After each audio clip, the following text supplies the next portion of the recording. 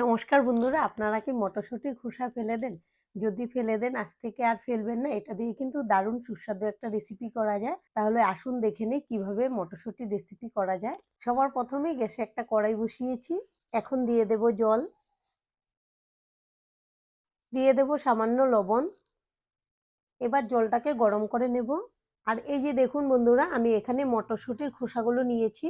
আর এরকম সবুজ দেখে নেবেন, যেগুলো কচি থাকে, শুকনো থাকে, কতগুলো আছে শুকিয়ে গেছে বা একদম হলুদ কালারের হয়ে গেছে, সেগুলো নেবেন না। একদম কচি কচি দেখে, সবুজ দেখে মটরশুঁটির খোসা ছাড়িয়ে এরকম করে ধুয়ে নিয়েছি। এখন আমি জলের মধ্যে দিয়ে দেব। আর এমনিতেও দেখবেন যে কোনো সবজির থেকে কিন্তু খোসার মধ্যে অনেক বেশি ভিটামিন থাকে, খাওয়া অনেক ভালো। আমরা ইচ্ছে করলে অনেক কিছুর খোসাই খেতে পারি, কিন্তু আমরা খাই না বা অনেকে জানি না। এর আগে কিন্তু আমরা অনেক খোসার ভিডিও আপনাদের সঙ্গে শেয়ার করেছি, আপনারা চাইলে দেখে নিতে পারেন। এখন ঢেকে এগুলোকে ভাপিয়ে নেব। 15 মিনিট পরে ঢাকনাটা খুলে নেব।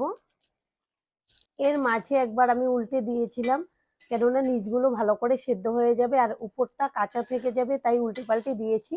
এবার দেখুন খুব ভালো করে কিন্তু সেদ্ধ হয়ে গেছে। এখন গ্যাসটা অফ করে দেব। আর একটা ঝাঁঝরা হাতা দিয়ে আমি ছেঁকে ছেঁকে জলটাকে একটা বাটিতে নামিয়ে নেব। আর এগুলোকে ঠান্ডা করে নিতে হবে। এক্সট্রা যে জলটা বের হবে এটা কিন্তু ঝরিয়ে নিতে হবে। যে দেখুন জল উঠে আসছে, এগুলো আমি ফেলে দেবো এভাবে। দেখুন আমি একটা বড় পাত্রে ঢেলে এগুলোকে ভালো করে ঠান্ডা করে নিয়েছি। এখন নিয়ে নেব মিক্সিং জারে। আর এগুলোকে মিহি করে পেস্ট করে নেব। একবারে সবগুলো ধরবে না, তাই আমি দুইবারে পেস্ট করে নেব। এখন ঢাকনাটা খুলে নেব। আর ভালো করে পেস্ট করে নিয়েছি। আর এদিকে নিয়েছি একটা বাটি, বাটির মধ্যে নিয়েছি একটা ছাঁকনি। এই ছাঁকনির মধ্যে আমি এই মটরশুঁটির খোসার পেস্টটা নিয়ে নেব। এবার আমি এভাবে চেপে চেপে এর পাল্পটা বের করে নিতে হবে। এই যে দেখুন বের হচ্ছে সুন্দর করে। একটুকু ছাবাগুলো রাখবো না, সব বের করে ফেলে দেব। দেখুন বন্ধুরা কতগুলো ছাবা বেরিয়েছে। আর যখন দেখছি ছাবাগুলো বের হচ্ছে, তখন আমি হাত লাগিয়েই ভালো করে এভাবে ঘষে ঘষে বের করে নিয়েছি। এবার আমি ভালো করে চিপে নেব। এই যে দেখুন, এই ছাবাগুলো থাকলে কিন্তু একটুকু রেসিপিটা ভালো হবে না, খেতেও ভালো লাগবে না। আর কতগুলো পাল্প বেরিয়েছে। আর এখানে আমি নিয়েছি পেঁয়াজ কুচি। আমি 2টা মিডিয়াম সাইজের পেঁয়াজ এভাবে কুচি করে নিয়েছি, দিয়ে দেব। আর নিয়েছি ধনেপাতা কুচি, এটাও দেব। আর কয়েকটা নিয়েছি কাঁচা লঙ্কা কুচি, ঝালটা আপনারা আপনাদের স্বাদ অনুযায়ী দিয়ে দেবেন। আর আদা কুচি, রসুন কুচি সবগুলো একসঙ্গে দিয়ে দেব।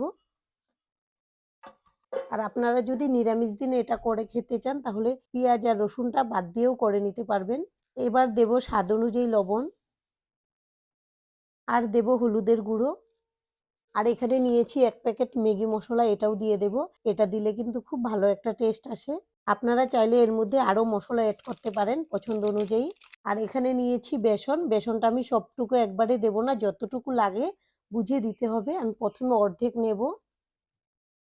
আর এখানে নিয়েছি ছোট বাটি দিয়ে 1 বাটি সুজি। এই সুজিটা দিলে কিন্তু খুব মুচমুচে হবে। আপনারা ইচ্ছে করলে এখানে সুজির পরিবর্তে চালের গুঁড়িও দিতে পারেন। এখন সবগুলো একসঙ্গে মেখে নেব। এই যে দেখুন মেখে নিয়েছি, কিন্তু মেখে নেওয়ার পর দেখছি একটু নরম হয়ে গেছে, তাই আমাদের যতটুকু বেসন ছিল সবটুকু লেগে যাবে, আমি সবটুকু দিয়ে দিলাম। আবারও খুব ভালো করে মেখে নেব। এখন দেখুন বন্ধুরা খুব ভালো করে মেখে নিয়েছি, এবার কিন্তু মাখানোটা একদম ঠিকঠাক আছে। আর এদিকে গ্যাসে একটা কড়াই বসিয়েছি, দিয়েছি সর্ষের তেল। তেলটাকে ভালো করে গরম করে নিয়েছি। আমি সর্ষের তেলে করব, আপনারা চাইলে কিন্তু সাদা তেলেও ভেজে নিতে পারেন। এখন আমি এখান থেকে অল্প অল্প করে দিয়ে দেব পকোড়া শেপে। আর এগুলো এভাবে পকোড়া ভেজে আপনারা গরম গরম ডাল ভাতের সঙ্গে খাবেন, দারুণ লাগে। বা এমনিতে সন্ধেবেলা টিফিন হিসেবেও সসের সঙ্গে খেতে পারবেন, টমেটো সস দিয়েও খুব ভালো লাগে। আর বন্ধুরা আমাদের রেসিপিটা দেখে যদি আপনাদের ভালো লাগে, একটা লাইক অবশ্যই দিয়ে দেবেন। আপনাদের একটা লাইক আমাদেরকে অনেক উৎসাহ দেয় নতুন নতুন ভিডিও বানাতে। আর আমাদের পাশে থেকে চ্যানেলটিকে সাবস্ক্রাইব করে নেওয়ার জন্য অনুরোধ রইল। যে কয়টা ধরবে আমি দিয়ে দিচ্ছি। বন্ধুরা আমি পকোড়াগুলো দিয়ে সঙ্গে সঙ্গে নাড়াচাড়া করিনি, কিছুক্ষণ পরে, ধরুন 1 মিনিট পরে নেড়ে দিচ্ছি আর উল্টে দেব। এভাবেই উল্টে পাল্টে ভেজে নিতে হবে। এবার দেখুন বন্ধুরা, আমি সুন্দর করে উল্টে পাল্টে ভেজে নিয়েছি আর খুব সুন্দর একটা কালারও এসছে। এখন আমি এই পকোড়াগুলো তুলে নেব। খেতে কিন্তু দুর্দান্ত হয়, আপনারা এভাবে বাড়িতে একবার বানিয়ে দেখবেন, আশা করছি খুবই ভালো লাগবে। আর অনেক সময় আমরা মটরশুঁটি খেয়ে খোসাটা ফেলে দিই, এভাবে ফেলে না দিয়ে একবার বানিয়ে দেখবেন। আর এভাবেই আমি সবগুলো ভেজে নেব। দেখুন আমাদের সবগুলো পকোড়া ভাজা হয়ে গেছে আর কত সুন্দর হয়েছে দেখতে, খেতেও কিন্তু দুর্দান্ত লাগে। এভাবে আপনারা একবার বানিয়ে দেখুন, আশা করছি খুব ভালো লাগবে। আর আজকের ভিডিওটা এখানেই শেষ করব। সবাই ভালো থাকবেন, সুস্থ থাকবেন। সম্পূর্ণ ভিডিও দেখার জন্য অসংখ্য ধন্যবাদ।